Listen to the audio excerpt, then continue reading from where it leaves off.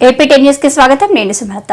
కావలి పట్టణంలోని పాతూరు జొన్నాయ్య గుంటలో నివాసం ఉంటున్న శైలజ అనే మహిళను కావలి ఎమ్మెల్యే రామిరెడ్డి ప్రతాప్ కుమార్ రెడ్డి పరామర్శించారు. హనుమంతరావు మంగళవారం విచక్షణ రహితంగా దాడి చేసి గాయపరచడంతో ఆమె హాస్పిటల్లో చికిత్స తీసుకుంటుంది.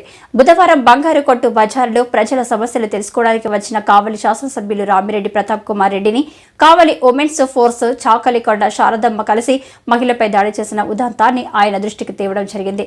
ఎమ్మెల్యే వెంటనే ఆమె చికిత్స పొందుతున్న కందుకూరు హాస్పిటల్కి వెళ్లి ఆమెను పరామర్శించారు. అక్కడ జరిగిన సంఘటన గురించి ఆరా తీశారు.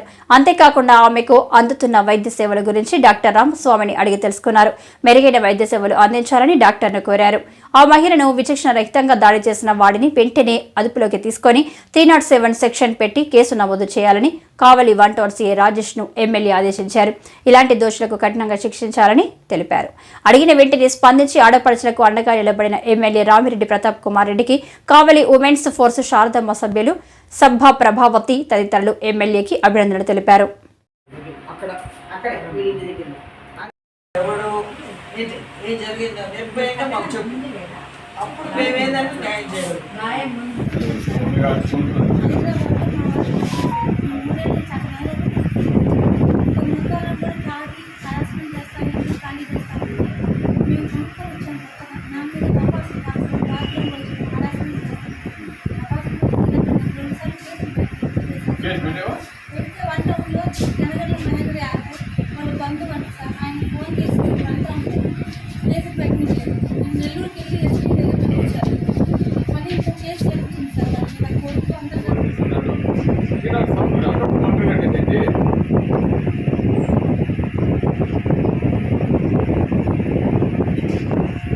ఇంతకుముందు కేసు పెడితే ఇంతకుముందు జరిగిందంట ఏం యాక్షన్ తీసుకోలేదంట.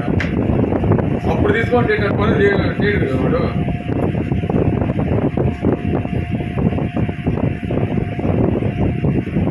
ఇమ్మీడియట్గా ఏంటి అది ఏం తీసుకుంటే వాడు చెప్పేది 6 కేసు ఇమ్మీడియట్ వచ్చి శ్రీనివాసరావు లోపల పంపించారు. వస్తుంది ఇమ్మీడియట్గా ఏంటి అది రేటింగ్ మీద కూడా ఏం పోయేది 6 కేసు ఇమ్మీడియట్ వచ్చి శ్రీనివాసరావు లోపల పంపించారు. వస్తుంది